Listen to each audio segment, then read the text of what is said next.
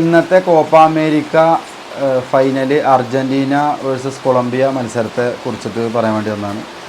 Argentina first ഹാഫിൽ കളിച്ച പോലെയല്ല Argentina second ഹാഫിലും extra ടൈമിൽ കളിച്ചു. വളരെ അറ്റാക്കിംഗ് ഫുട്ബോൾ തന്നെ കളിച്ചു. അതുതന്നെ അർജൻറ്റീന ഒരുപാട് ചാൻസ് ക്രിയേറ്റ് ചെയ്തു, നന്നായി കളിച്ചു. പിന്നെ നിർഭാഗ്യവശാൽ ലയണൽ മെസ്സിക്ക് പരിക്ക് പറ്റി. പക്ഷേ ആ ടീം തളർന്നില്ല. ആ ടീം ഗംഭീര ഫൈറ്റ് കാഴ്ചവെച്ചു. കൊളംബിയ ഫസ്റ്റ് ഹാഫിൽ കളിച്ച കൊളംബിയ ആയിരുന്നില്ല.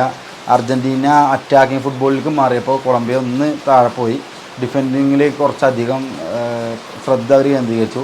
പക്ഷേ ലൗതാരോ മാർട്ടിനസിനെ ഇറക്കിയ സ്കലോണിയുടെ സബ്സ്റ്റിറ്റ്യൂഷൻ വളരെ ഞാനത് ഇറങ്ങുമ്പോഴേ വിചാരിച്ചിരുന്നു അയാൾ ഗോളടിക്കും. കാരണം ഈ കോപ്പ അമേരിക്ക മത്സരത്തിലുടനീളം അയാൾ ഇറങ്ങിയ മുതൽ ആൾ ഗോളടിച്ചിട്ടുണ്ട്.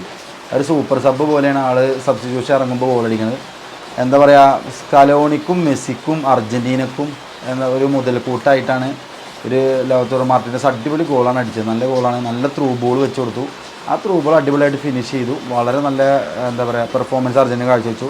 പക്ഷേ എനിക്ക് ഇന്നൊരു ചിന്തിക്കാൻ റഫറിമാർ ഫൗളുള്ള ഫൗള് വിളിക്കാത്ത പോലെ, അഡ്വാൻറ്റേജ് വിളിക്കുന്ന പോലെ എനിക്ക് തോന്നി.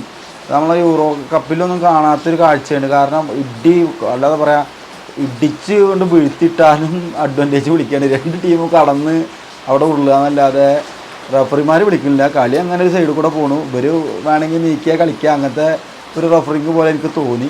അത് നിങ്ങൾക്ക് തോന്നിച്ചെങ്കിൽ ഒന്ന് പറയാം. പിന്നെ അർജൻറ്റീന കൺഗ്രാറ്റ്സ്, വളരെ നല്ല കളിയായിരുന്നു. പിന്നെ മെസ്സിക്ക് ഒന്നും തെളിയിക്കാനൊന്നുമില്ല. ഇനി വീണ്ടും ഒരു കപ്പിന് അടുത്ത വേൾഡ് കപ്പ് കളിക്കാൻ മെസ്സിക്ക് ഒരു പ്രചോദനം കൂടിയാണ് ഈ കപ്പ്. എന്തായാലും വളരെ നല്ല മത്സരമായിരുന്നു. കൊളംബിയ നന്നായി ഫൈറ്റ് ചെയ്തു. നല്ല മാച്ചായിരുന്നു. എന്തായാലും അർജൻറ്റീനക്ക് all the best. Thank you very much.